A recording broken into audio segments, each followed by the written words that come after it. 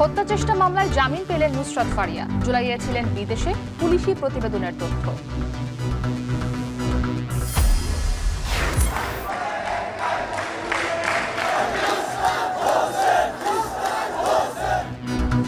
নগর ভবনের সামনে আজও ইশরাক সমর্থকদের ব্লকেট। টানা 4 দিন সেবা প্রদান বন্ধ। মেয়র স্থগিতের রিটের শুনানি চলছে।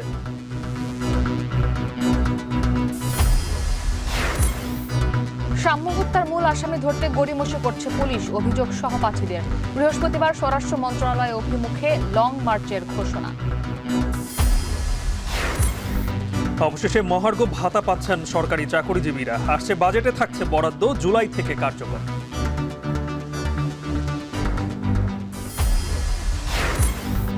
এবং 2 মাস ধরে সংলাপ চললেও সংস্কার প্রশ্নে ঐক্যমতে আসা যায়নি, বল রাজনৈতিক দলগুলোর কোর্টে, বলছেন কমিশন সদস্য বদিউল আলম।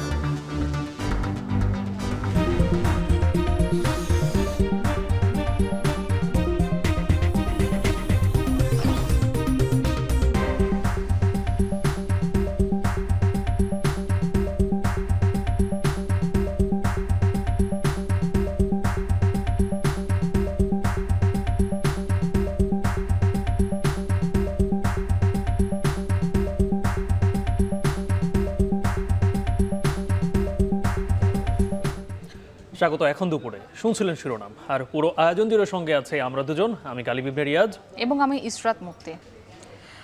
গালিব, নিশ্চয়ই আপনি জানেন যে সামাজিক যোগাযোগ মাধ্যম সব জায়গায় আসলে তোলপাড় ছিল একটি খবর, সেটি হচ্ছে অভিনেত্রী নুসরাত ফারিয়া। তাকে হত্যা চেষ্টার মামলায় গ্রেপ্তার করা হয়েছে বিমানবন্দর থেকে, এবং গ্রেপ্তারের 48 ঘন্টা পর কিন্তু নুসরাত ফারিয়া জামিন পেলেন। এবং বলা হচ্ছে যে ভাটারা থানার যে হত্যা চেষ্টা মামলার তদন্ত প্রতিবেদন দাখিলের আগ পর্যন্ত অন্তর্বর্তী সময়ের জন্য তাকে এই জামিন দেওয়া হয়েছে। এবং মুক্তি জানেন, এই গ্রেপ্তারের পরে কিন্তু নানান মহল থেকে বিভিন্ন ধরনের প্রতিক্রিয়া আসা শুরু করে। এমনকি জুলাই পক্ষের শক্তিরাও কিন্তু এই গ্রেপ্তারকে অন্য চোখে তারা আসলে ভিন্ন চোখে তারা দেখেছেন। যেখানে আজকে আদালতে শুনানিতে তার আইনজীবী বলেছিলেন যে ওই সময় তিনি ছিলেন বিদেশে, তাই এটাকে বিবেচনায় রেখেই কিন্তু আদালত এই রায় দিয়েছেন। এনে বিস্তারিত প্রতিবেদন রয়েছে। জুলাই আগস্টের ভাটারা থানার একটি হত্যা চেষ্টা মামলায় অভিনেত্রী নুসরাত ফারিয়াকে গ্রেপ্তারের পর থেকেই সরব সামাজিক যোগাযোগ মাধ্যম। এ ঘটনায় শুধু ছবি অঙ্গনই নয়, সংস্কৃতি উপদেষ্টা সহ বিভিন্ন রাজনৈতিক দলের নেতারাও তাদের অবস্থান তুলে ধরে পোস্ট দেন। আওয়ামী লীগ সরকারকে আন্দোলন দমনে অর্থের যোগানদাতার অভিযোগে তাকে গ্রেফতার করা হলেও নুসরাত ফারিয়া ছাত্র জনতার আন্দোলনের পক্ষে সামাজিক যোগাযোগ মাধ্যমে সরব ছিলেন। উল্লেখ করে গ্রেফতারের প্রতিবাদ আসে বিভিন্ন মহল থেকে। কাশিমপুর কারাগারে পাঠানোর 48 ঘন্টার মাথায় মঙ্গলবার তাকে জামিন দিয়েছে চিফ মেট্রোপলিটন ম্যাজিস্ট্রেট আদালত। জামিন আদেশের পর নুসরাত ফারিয়ার আইনজীবীরা বলেন, আন্দোলনের পুরোটা সময় তিনি ছিলেন বিদেশে। এ বিষয়ে পুলিশ প্রতিবেদন দেওয়ার সাপেক্ষে তার জামিন শুনানির দিন 22 মে ধার্য থাকলেও 2 দিন আগেই সেই প্রতিবেদন দাখিল করে পুলিশ।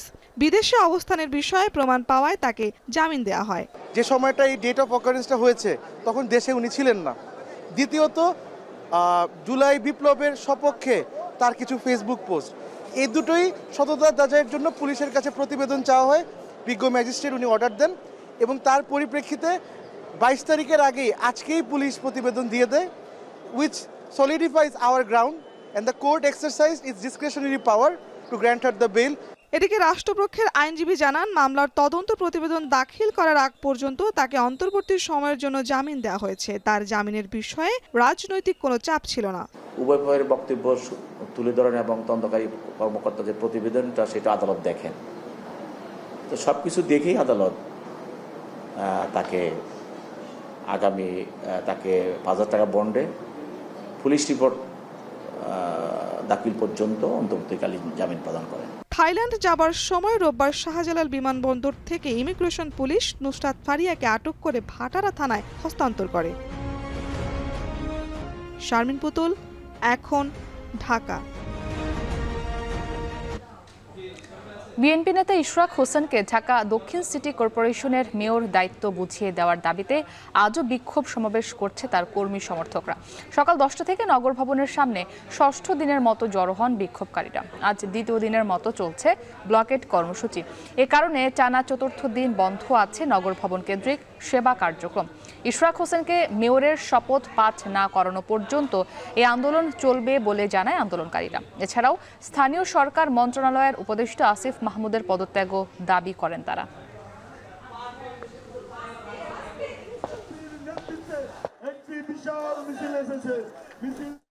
স্থানীয় সরকার উপদেষ্টা এপিএস মুয়াজ্জেম ইতিমধ্যে তার বিরুদ্ধে 311 কোটি টাকার দুর্নীতির অভিযোগ উঠেছে এবং তাকে অপসারণ করা হয়েছে। আরো দুর্নীতি যাতে না বের হয়ে আসে এই জন্যই মূলত ইশরাককে দায়িত্ব থেকে তালবাহানা করতেছে। যে এই ভোটের অধিকারকে যদি স্বীকৃতি দেওয়া না হয়, এটার প্রতি যদি শ্রদ্ধাশীল রাখা না হয়, আইনের প্রতি যদি শ্রদ্ধাশীল না রাখা যায়, তাহলে আগামীতে যে ভোট হবে সেই ভোট সুষ্ঠু হবে বলে আমরা মনে করি না এবং জনতার যে রায় হবে সেই রায়কে এই সরকার প্রশ্নবিদ্ধ করবে। ভোটের রায় আসছে, এখন আমাদের এই সুন্দর পরিবেশ করে আমাদের সুন্দর নগর ভবন গড়ার আমাদের লক্ষ্য, সেটা আমাদের বাধাগ্রস্ত করতেছে, তা আমরা রুখে দাঁড়াবো। এই মুহূর্তে নগর ভবনের সামনে আছেন সহকর্মী সিউল আহমেদ, সরাসরি যুক্ত হচ্ছে। সিউল, 4 দিন হলো নগর ভবনের দক্ষিণ সিটি কর্পোরেশনের সকল সেবা কার্যক্রম বন্ধ রয়েছে। যারা সেবা প্রত্যাশী রয়েছে তাদের যে সেবা কার্যক্রম বন্ধ হয়েছে, আন্দোলনকারীরা তাদের ব্যাপারে কি বলছেন? আর এই মুহূর্তে তো আদালতে শুনানি চলছে, সেই ব্যাপারেও কি তারা ওয়াকিবহাল কিনা? সর্বশেষ কি অবস্থা? গালিব, আসলে আদালতে যে শুনানি চলছে সেই শুনানির বিষয়ে তারা আসলে ওয়াকিবহাল না এবং তারা এটা নিয়ে কথা বলেছে এবং শুনানি যেহেতু চলছে তারা আসলে এই বিষয়ে কোনো মন্তব্য করতে চাচ্ছেন না। আর আরেকটি বিষয় হচ্ছে, আপনি নিশ্চয়ই জানেন যে গত 2 দিন আগে যারা সেবা প্রত্যাশী ছিলেন তারা কিন্তু এখানে এসেছিলেন, সেবা প্রত্যাশীরা এখানে এসেছেন এবং সেবার জন্য চেষ্টা করেছেন। তবে আজকে কিন্তু সকাল থেকে আমরা সেবা প্রত্যাশী কাউকেই পাইনি, কারণ আসলে গত 6 দিন যাবত যেহেতু এই বিক্ষোভের আন্দোলন চলছে, তারা কিন্তু আসলে সেবা প্রত্যাশী যারা তারা কিন্তু আসলে জানে যে এইখানে এখন সেবা বন্ধ এবং শুধু এইখানে নয়, যে আঞ্চলিক অফিসগুলো রয়েছে সেই সেবাগুলো বন্ধ।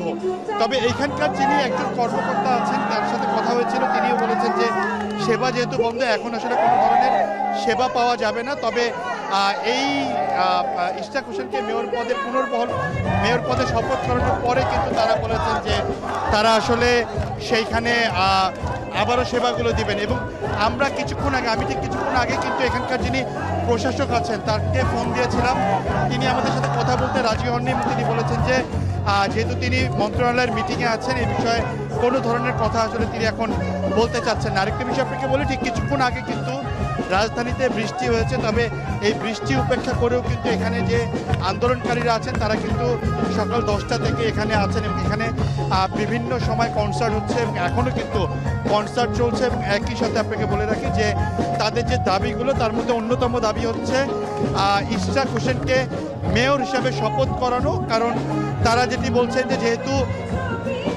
নির্বাচন কমিশন থেকে গ্যাজেট প্রকাশ হয়েছে সুতরাং সেই আইনি জটিলতা কিংবা আইনি লড়াইও কিন্তু এখন আর নেই। তার কারণে তারা বলছেন যে এটি শপথ না করানো পর্যন্ত তারা আসলে এইখানে থাকবেন। এবং একই সাথে তাদের আরেকটি দাবি হচ্ছে যে তারা স্থানীয় সরকার যে উপদেষ্টা আছেন আসিফ মাহমুদ তার পদত্যাগ চাচ্ছেন। গালিব, এই ছিল এখান থেকে আমার কাছে সর্বশেষ, পরবর্তীতে আমরা আবার আপনার কাছে ফিরে এসে বিস্তারিত জানাতে পারব।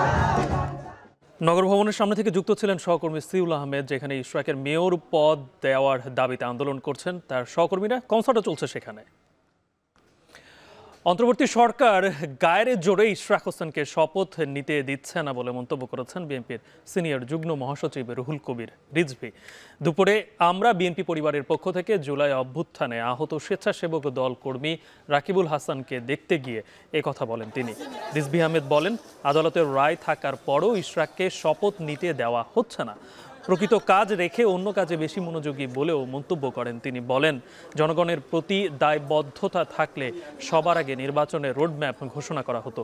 অভিযোগ করে বলেন, বিশ্ববিদ্যালয়ের শিক্ষকরা ন্যায্য দাবি নিয়ে যমুনার সামনে গেলে তাদের উপর পুলিশি আক্রমণ করা হয়। সরকারের কর্মকাণ্ড পতিত শেখ হাসিনার সাথে মিলে যায় বলেও জানান বিএনপির এই সিনিয়র নেতা।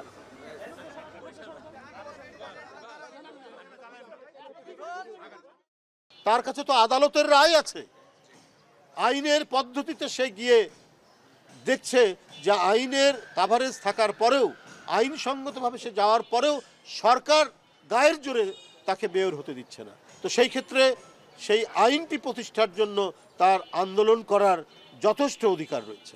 জনগণ 15 বছর যেটি বঞ্চিত হয়েছে একটা অবাধ সুষ্ঠু নির্বাচন, ভোট কেন্দ্রে গিয়ে ভোট দিতে, সেই বঞ্চনা থেকে আজও মুক্তি হয়নি। আজও এই অন্তর্বর্তীকালীন সরকার শেখ হাসিনার মতোই নির্বাচন নিয়ে টালবাহানা করছেন। ফ্যাসিবাদের পতন হলেও দেশে গণতন্ত্র পুনঃপ্রতিষ্ঠিত হয়নি। নির্বাচনের মাধ্যমে গণতন্ত্র প্রতিষ্ঠার সময়ের দাবি বলে মন্তব্য করেছেন বিএনপির স্থায়ী কমিটির সদস্য নজরুল ইসলাম খান। জাগপার প্রতিষ্ঠাতা শফিউল আলম প্রধানের 8ম মৃত্যুবার্ষিকী উপলক্ষে জাতীয় প্রেস ক্লাবে আয়োজিত আলোচনার সভায় যোগ দিয়ে তিনি এ কথা বলেন। এ সময় তিনি আরও বলেন, অন্তর্বর্তী সরকারের প্রধান কাজ সুষ্ঠু নির্বাচনের মাধ্যমে রাজনৈতিক দলের কাছে ক্ষমতা হস্তান্তর করা। একটি গোষ্ঠী চায় নিজেদের স্বার্থে নির্বাচনকে বিলম্বিত করতে। বিচারের নামে যারা নির্বাচন দিতে বিলম্ব করছে তাদের উদ্দেশ্য ভিন্ন।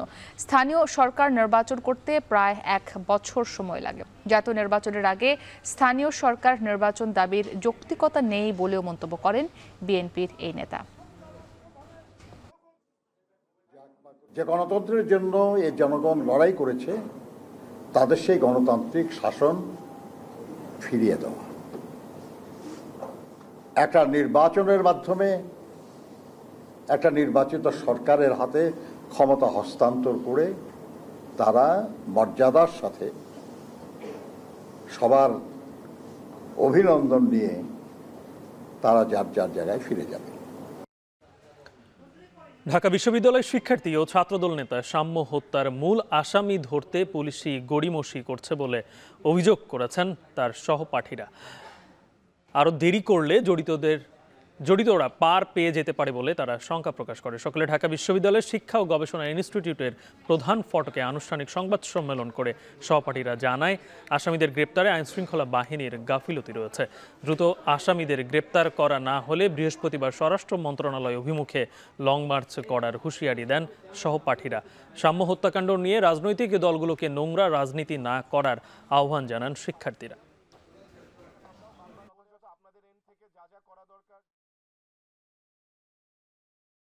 যে এই অন্তর্বর্তী সরকার আমাদেরকে রিপ্রেজেন্ট করে, যে বিশ্ববিদ্যালয় প্রশাসন আমাদেরকে রিপ্রেজেন্ট করে, তারা সাম্যকেও রিপ্রেজেন্ট করত, অথচ সেই সাম্যর বিচার আনার ক্ষেত্রে তাদের আমরা গাফিলতি লক্ষ্য করেছি।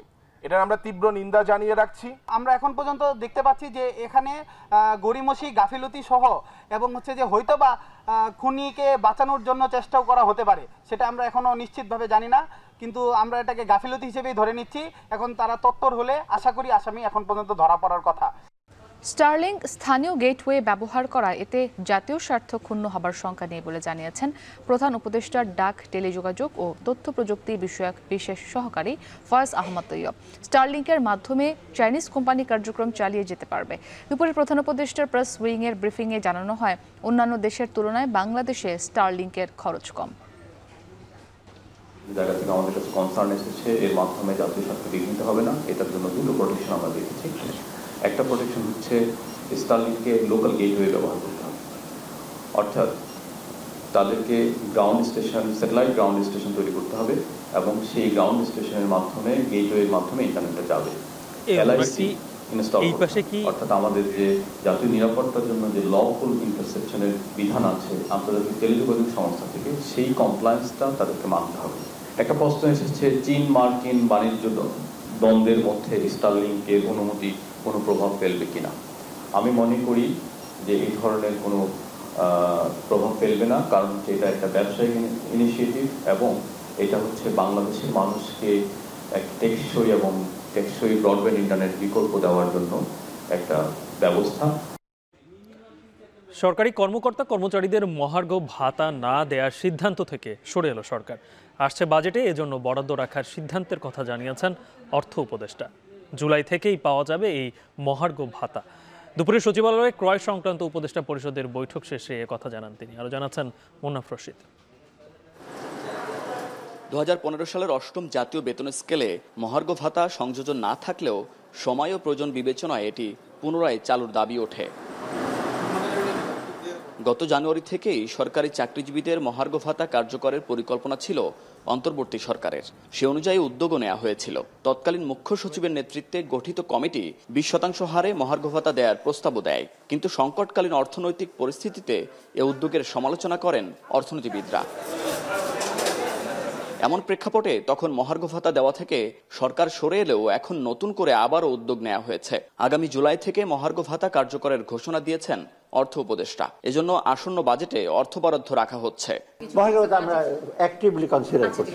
মহার্ঘ ভাতা নিয়ে যদি একটু বলেন। না আমি এটা নিয়ে আমি কনসিডার করছি, এটা কমিটিকে দায়িত্ব দিয়েছে আমি, ওরা ওয়ার্কআউট করলে আমাদেরকে দেবে। হচ্ছে কি স্যার, হচ্ছে কি হওয়ার চান্স মোটামুটি, কিন্তু হয়তো একটু সময় লাগবে। আমি বাজেটের ওয়ার্কআউট করে দেখি কখন থেকে দিতে পারবো, কত দিতে পারবো। সচিবালয়ে ক্রয় সংক্রান্ত উপদেষ্টা পরিষদের বৈঠক শেষে তথ্য জানিয়েছেন অর্থ উপদেষ্টা ডক্টর সালেউদ্দিন আহমেদ। বৈঠকে গম ও এলএনজি কেনার সিদ্ধান্ত হয়। আজকে মোটামুটি আমরা গম, এলএনজি এগুলো আমরা তাড়াতাড়ি আনার জন্য বলছি। এছাড়া নতুন করে কোনো মেডিকেল কলেজের অনুমোদন দেয়া হবে না বলেও জানান অর্থ উপদেষ্টা। না, কিছু বলা দরকার না, আমরা বিবেচনা করব। মুন্নাফ রশিদ, এখন, ঢাকা। টানা 5 দিনের কলম বিরতির পর চট্টগ্রাম কাস্টম হাউসের কর্মকর্তারা পুরোপুরি কাজে যোগ দিলেও সার্ভারের ধীর গতির কারণে ব্যাহত হচ্ছে শুল্কায়ন কার্যক্রম। সকাল থেকে চট্টগ্রাম কাস্টম হাউসের কর্মকর্তারা পুরোপুরি কাজে যোগ দেন, তবে সার্ভার ডাউন থাকায় ধীর গতিতে হচ্ছে শুল্কায়নের কার্যক্রম। অনলাইনে আমদানি রপ্তানি পণ্য চালানোর নথি দাখিল সহ বন্দর ও কাস্টম হাউসের সব কার্যক্রম সার্ভার নির্ভর। সার্ভারের ধীর গতির কারণে শুল্ক পরিশোধ করতে সমস্যা হচ্ছে। এমন অবস্থায় পণ্য ডেলিভারিও হচ্ছে ধীর গতিতে। বন্দরে জমে গেছে কন্টেইনারের স্তূপ, এতে ভোগান্তিতে পড়েছেন বন্দর ব্যবহারকারীরা। এর আগে গতকাল বিকেলে রাজধানীর আগারগাঁওয়ের রাজস্ব ভবনে সংবাদ সম্মেলন করে কলম বিরতি কর্মসূচি সাময়িক প্রত্যাহার করা হয়। বিকেলে অর্থ উপদেষ্টা সালেউদ্দিন আহমেদ সহ অন্যান্য উপদেষ্টাদের সঙ্গে বৈঠকে বসার কথা রয়েছে।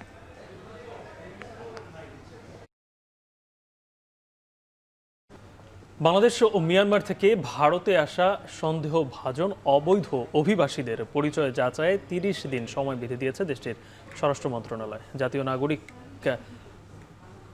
ভারতীয় নাগরিককে দাবি করা ব্যক্তিরা বৈধ কাগজ দেখাতে না পারলে তাদের নিজ নিজ দেশে ফেরত পাঠানো হবে। ভারতের স্বরাষ্ট্র মন্ত্রণালয় এক বিবৃতিতে অবৈধ অভিবাসীদের শনাক্তকরণ এবং নির্বাসনের জন্য রাজ্য ও কেন্দ্রশাসিত অঞ্চলগুলোতে তাদের আইনগত ক্ষমতা প্রয়োগ করতে বলেছে। এছাড়া যারা নির্বাসনের অপেক্ষায় আছেন তাদের জন্য পর্যাপ্ত আটক কেন্দ্র প্রস্তুত রাখারও নির্দেশ দেওয়া হয়েছে। ভারতের সীমান্তরক্ষী বাহিনী বিএসএফ এবং আসাম রাইফেলসের কাছেও এই নির্দেশিকা পাঠানো হয়েছে। ভারতের সঙ্গে বাংলাদেশ ও মিয়ানমারের সীমান্ত এই দুই বাহিনীর দায়িত্বে রয়েছে। সম্প্রতি রাজস্থান ও গুজরাট থেকে শতাধিক বাংলাদেশি অবৈধ অভিবাসীকে আটকের পর দেশে ফেরত পাঠানো হয়।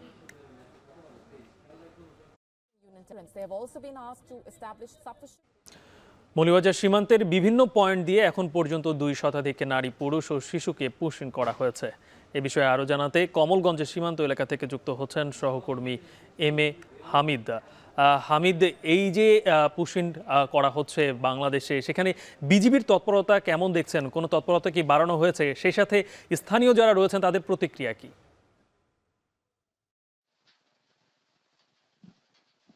গালিব, আপনি যেমনটি বলছিলেন, আসলে গত এই মাসের 7 মে থেকে মূলত মৌলভীবাজারের প্রতিটি সীমান্ত দিয়ে ভারত থেকে বিএসএফ কর্তৃক পুশিনের শিকার হয়েছিল বাংলাদেশের অনেক জনগণের, তার সাথে কিন্তু রোহিঙ্গারাও ছিল। আমি সীমান্তের অনেকের সাথে কথা বলেছিলাম যে তারা আমাকে জানিয়েছেন যে প্রথম পুশিনের ঘটনা ঘটে দলাই সীমান্ত দিয়ে কমলগঞ্জের, এবং সেখান থেকে প্রথমে 15 জনকে জনতার সহযোগিতায় আটক করে বিজিবি এবং পরবর্তীতে আরো 15 থেকে 20 জন কিন্তু বিভিন্নভাবে সেখানকার জনসাধারণের মধ্য দিয়ে তাদের বাড়িতে চলে যায়। এছাড়াও সর্বশেষ কথা যদি বলি তাহলে গত 14 মে 44 জন এবং 15 মে আরো 15 জন বড়লেখার পালাতল সীমান্ত দিয়ে বাংলাদেশে পুশিনের ঘটনা ঘটে, এবং ওই 15 তারিখে কিন্তু মুরৈচরা সীমান্ত দিয়ে আরো 15 জনের পুশিনের ঘটনা ঘটে। এছাড়াও কিন্তু বিভিন্ন সীমান্ত দিয়ে, বিশেষ করে মুরৈচরা দলাই সীমান্ত দিয়ে অনেকেই পুশিনের শিকার হয়েছেন, এবং এ পর্যন্ত 2 শতাধিকের উপরে কিন্তু লোকজন মৌলভীবাজারের বিভিন্ন সীমান্ত দিয়ে পুশিনের শিকার হয়েছে। যখনই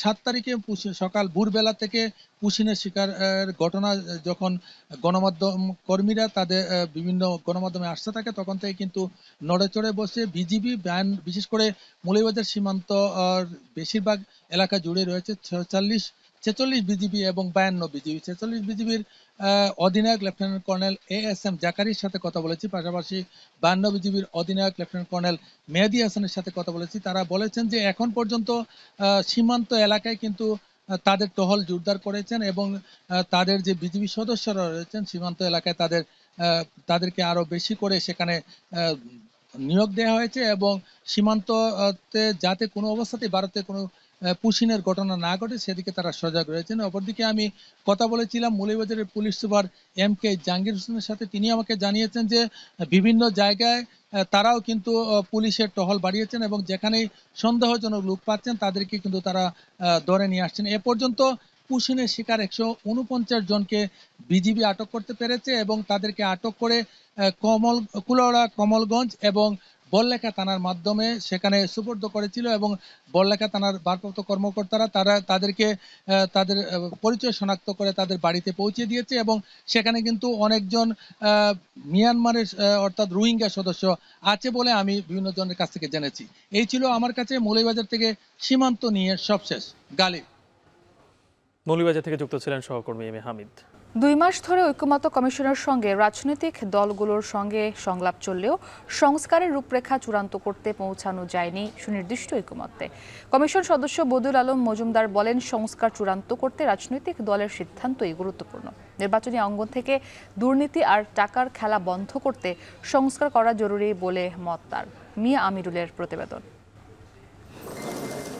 24-এর গণঅভ্যুত্থানের মধ্য দিয়ে যে গণ আকাঙ্ক্ষা তৈরি হয়েছে তার রূপরেখা চূড়ান্ত করতেই 20 মার্চ থেকে দেশের রাজনৈতিক দলগুলোর সঙ্গে বৈঠক করছে জাতীয় ঐক্যমত্য কমিশন।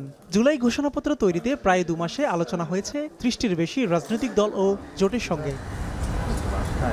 6টি সংস্কার কমিশনের 166টি প্রস্তাবনা নিয়ে কয়েক দফা মতামত তুলে ধরেছে বিএনপি, জামাত, এনসিপি সহ বিভিন্ন রাজনৈতিক দল। তাতে যেমন অনেক সুপারিশ নিয়ে ঐক্যমত হয়েছে, তেমনি মতভেদ রয়েছে অনেক বিষয়ে। এখন প্রশ্ন, তাহলে কতটুকু অগ্রগতি হলো প্রথম ধাপের ধারাবাহিক সংলাপে? এখন টেলিভিশনকে দেওয়া একান্ত সাক্ষাৎকারে জাতীয় ঐক্যমত্য কমিশনের সদস্য বদিউল আলম মজুমদার বললেন, সংস্কারের চূড়ান্ত রূপরেখা নিয়ে এখনো বলার সময় আসেনি। এক্ষেত্রে রাজনৈতিক দলের সিদ্ধান্তই গুরুত্বপূর্ণ বলে মত তার। তিনি আশা করছেন ভবিষ্যৎ রাজনীতিতে স্বৈরাচার বা প্যাসিবাদের মতো ব্যবস্থা ঠেকানোর বিষয়টি মাথায় রেখেই মতামত রাখছে রাজনৈতিক দলগুলো। আমার তো মনে হয় এটা বলটা বহুলাংশে রাজনৈতিক দলের কোর্টে। তারা যদি সংস্কারগুলো, কারণ সংস্কারগুলো গুরুত্বপূর্ণ, সংস্কারগুলো করলেই আমরা ভবিষ্যতে আমরা স্বৈরাচারকে ঠেকাতে পারবো। তো রাজনৈতিক দলগুলো রাজি হয়ে যায় তাহলে তো দ্রুতই আমাদের যে সকল পরিবর্তন, আইন কানুন বিধিবিধানের পরিবর্তন প্রয়োজন সেগুলো করা যাবে এবং দ্রুত নির্বাচনী রোডম্যাপ ঘোষণার পথ প্রশস্ত হবে। বদিউল আলম মজুমদার বলেন, সংস্কারের মাধ্যমে গুণগত পরিবর্তন ছাড়া রাষ্ট্রের বিভিন্ন প্রতিষ্ঠান স্বৈরাচারের পুনরাবৃত্তি হতে পারে। শহীদদের রক্তের সাথে বিশ্বাসঘাতকতার মতো এমন কিছু যেন না হয় সেদিকে খেয়াল রাখা জরুরি বলে মনে করেন তিনি। মুগ্ধদের, আবু সাঈদদের রক্তের দাগ কিন্তু এখনো পুরোপুরি মুছে যায়নি। আমরা তাদের রক্তের সাথে বিশ্বাসঘাতকতা করতে চাই না। আমরা যাতে স্বৈরাচার আবার ফিরে না আসতে পারে সেই জন্য যা কিছু করণীয় আমরা তা করব। রাজনৈতিক দলগুলো একমত হলে দ্রুতই প্রয়োজনীয় আইন কানুন পরিবর্তন করে নির্বাচনী রোডম্যাপ ঘোষণার পথ প্রশস্ত হবে বলেও মত জাতীয় ঐক্যমত্য কমিশনের এই সদস্যের। এ বিষয়ে সরকার আন্তরিক বলে দাবি করেন তিনি। নাগরিক সমাজ আরও শক্তিশালী হয়, কার্যকর হয়, যাতে তারা অতন্দ্র প্রহরীর ভূমিকা পালন করতে পারে। আমাদের যে ক্ষমতার ভারসাম্য রক্ষা করা দরকার। তো এই কতগুলো ক্ষেত্রে তো পরিবর্তন না আসলে আমরা কিন্তু সেই ঝুঁকি থেকে যায়। আমরা যেটা গত 15-16 বছরে ঘটেছে তার পুনরাবৃত্তি হওয়ার সম্ভাবনা থেকে যায়। এ সময় তিনি বলেন, সংবিধানে এমন কিছু সংস্কার আনা দরকার যাতে নির্বাচনী অঙ্গন থেকে একনল হ্যান্ড ওয়াশ 100% প্যারাবেন ফ্রি, তাই নিরাপদ হাতের জন্য আস্থা রাখুন একনলের উপরও জোর দেন তিনি। মিয়া আমিরুল, এখন, ঢাকা। সচিবালয় সরকারি প্রতিষ্ঠানে থাকা আওয়ামী লীগ সমর্থিত ৪৪ আমলা ও ৯৫ ম্যাজিস্ট্রেটের তালিকা প্রকাশ করেছে জুলাই ঐক্য। আগামী ৩১ মের মধ্যে তালিকায় প্রকাশিত এসব আমলাদের বাধ্যতামূলক অবসরের দাবি জানিয়েছেন তারা। জাতীয় প্রেস ক্লাবের সংবাদ সম্মেলনে এই তালিকা প্রকাশ করা হয়। এ সময় বলা হয়, তালিকায় প্রকাশিত সকল আমলার বিরুদ্ধে জুলাই ছাত্র জনতার আন্দোলনের সময় গুলি করতে নির্দেশ দেওয়ার সুনির্দিষ্ট প্রমাণ আছে। এদের ব্যাংক হিসাব ও অবৈধ সম্পদ জব্দ করা ও দেশ ত্যাগে নিষেধাজ্ঞা সহ আইনানুগ ব্যবস্থা নেওয়ার দাবি জানানো হয় সংবাদ সম্মেলন থেকে। শিগগিরই ওয়েবসাইটের মাধ্যমে সব সেক্টরে থাকা স্বৈরাচারের দোসরদের তালিকা প্রকাশ করার কথা জানায় জুলাই ঐক্য। প্রকাশিত তালিকার আলোকে ৩ সরকারি কর্মদিবসের মধ্যে তদন্ত কমিটি গঠন করার দাবি জানায় তারা। আসার জন্য সকল কিভাবে ৫৭৬ জন যারা ক্যান্টনমেন্টে আশ্রয় নিয়েছিল তারা কিভাবে ভারতে পালিয়ে গেল, গ্রেফতার হওয়ার পরেও ঢাকা উত্তরের নিষিদ্ধ ঘোষিত সন্ত্রাসী সংগঠন ছাত্রলীগের সভাপতি রিয়াজ মাহমুদ কিভাবে লন্ডন পালিয়ে গেল, হাসান মাহমুদ কিভাবে পালিয়ে গেল।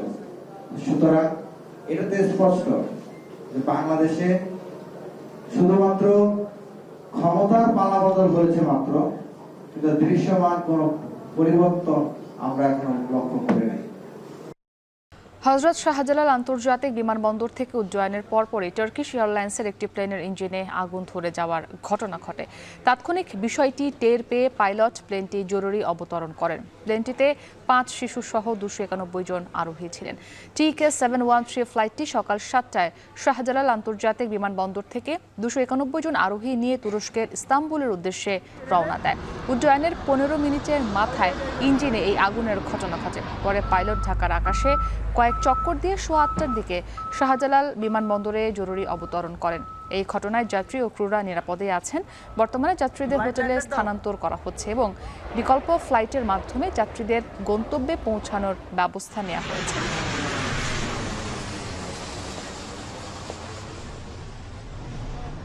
টানা ৩ দিনের ভারী বর্ষণ আর ভারতের মেঘালয় থেকে নেমে আসা পাহাড়ি ঢলে শেরপুরে চেল্লাখালী নদীর পানি বিপদসীমার ১০৬ সেন্টিমিটার উপর দিয়ে বইছে। জেলায় দেখা দিয়েছে আকস্মিক বন্যা। এতে আতঙ্কে ঝিনাইগাতি, শ্রীরবতী ও নালিতাবাড়ি উপজেলার নদী পাড়ের মানুষ আতঙ্ক বিরাজ করছে। তাদের পানি উন্নয়ন বোর্ড বলছে ভাঙন রোধে নেওয়া হয়েছে ব্যবস্থা। শেরপুর থেকে আরও জানাচ্ছেন জাহিদুল খান সৌরভ। শেরপুরে গত বছরের অক্টোবরের ভয়াবহ বন্যায় ক্ষতিগ্রস্ত হয় হাজারো বসত ভিটা ও ফসলি জমি। গতবারের ক্ষতি পুষিয়ে নিতে পারেনি কৃষক। এবারও বন্যার আশঙ্কায় আতঙ্কে রয়েছেন নদীপাড়ের হাজারো মানুষ। বিশাল বৃষ্টির পরে পাহাড় ভাঙ্গি চুরি গাছগুলো ভাঙ্গি ভাসি আসতেছে। যখন বৃষ্টি সিজনে ওখানে পানি হয়, বন্যা হয়, আমরা আর পারতাছি না। গেল কয়েকদিনে টানা বৃষ্টি ও ভারত থেকে নেমে আসা পাহাড়ি ঢলের ঘোলা পানিতে সেই আশঙ্কা আরও বেড়েছে। এরই মধ্যে শেরপুরের নালিতাবাড়ির চেল্লাখালী নদীর পানি বিপদসীমার ১০৬ সেন্টিমিটার উপর দিয়ে বইছে। এতে আতঙ্কে দিন পার করছেন ঝিনাইগাতি, শ্রীবর্দী ও নালিতাবাড়ি নদী পাড়ের বাসিন্দারা।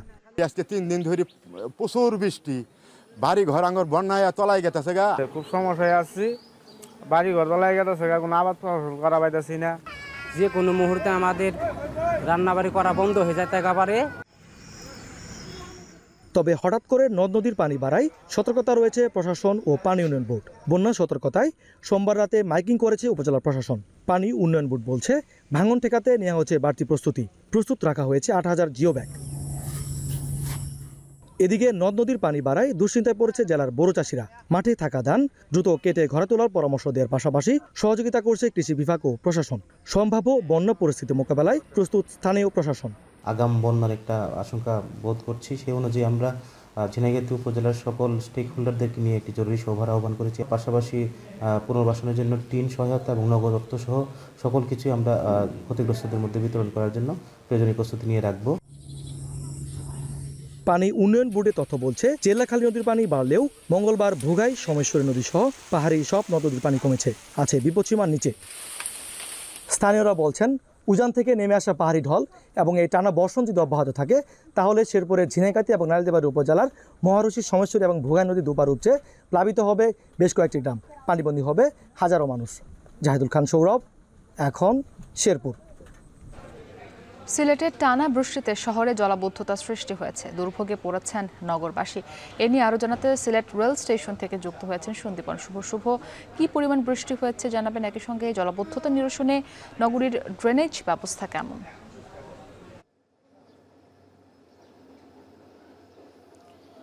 মুক্তি, আমি রয়েছি সিলেট রেল স্টেশন লাগোয়া ভাট্টকলা এলাকায় এবং আপনি দেখতেই পাচ্ছেন কিন্তু এখানে পানিতে নিমজ্জিত হয়ে আছে পুরো এলাকা।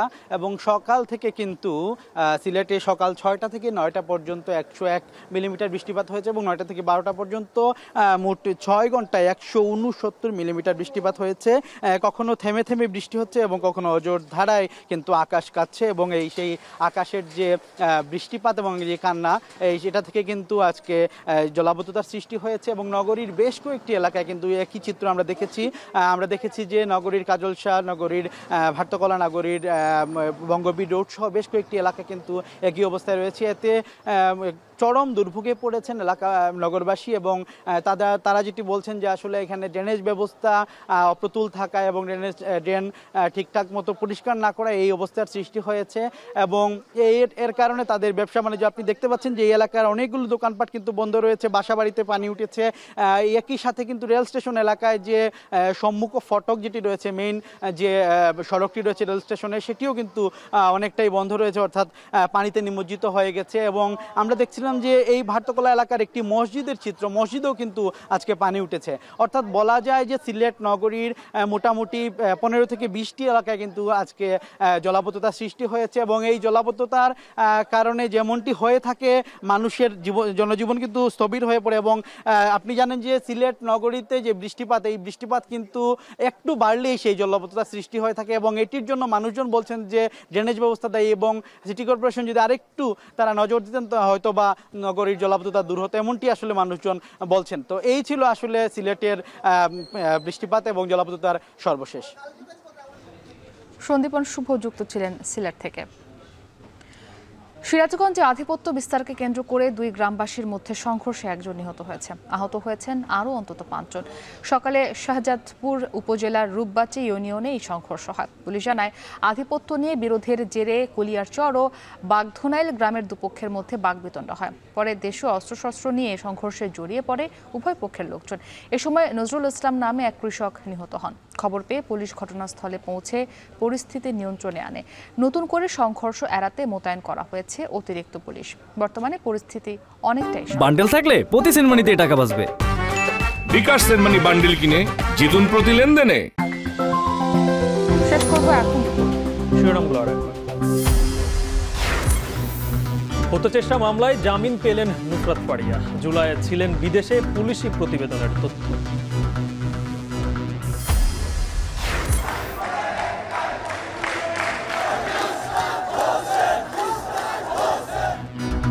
নগর ভবনের সামনে আজও ইশরাক সমর্থকদের ব্লকে টানা 4 দিন সেবা প্রদান বন্ধ। মেয়র স্থগিতের রিটের শুনানি চলছে।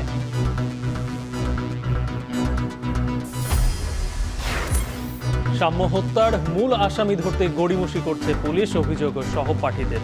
বৃহস্পতিবার স্বরাষ্ট্র মন্ত্রণালয় অভিমুখে লং মার্চের ঘোষণা। অবশেষে মহার্ঘ ভাতা পাচ্ছেন সরকারি চাকরিজীবীরা। আসছে বাজেটে থাকছে বরাদ্দ, জুলাই থেকে কার্যকর।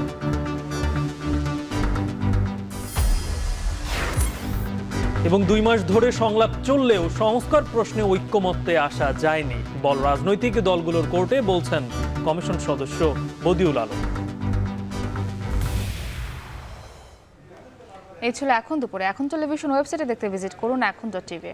ফেসবুকে চোখ রাখুন facebook.com/tv.এখন আর ইউটিউবে লাইভ দেখতে ভিজিট করুন youtube.com/c/এখন টিভি।